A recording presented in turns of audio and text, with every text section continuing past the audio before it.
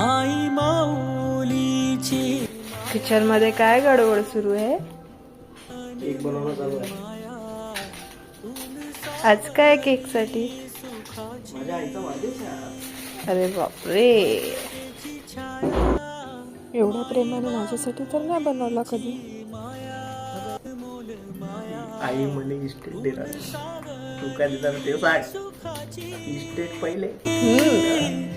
ममतेची छाया तुला आठवतो, मनी साठवतो, दिसे आसवात ही तुम्हाला. ए आ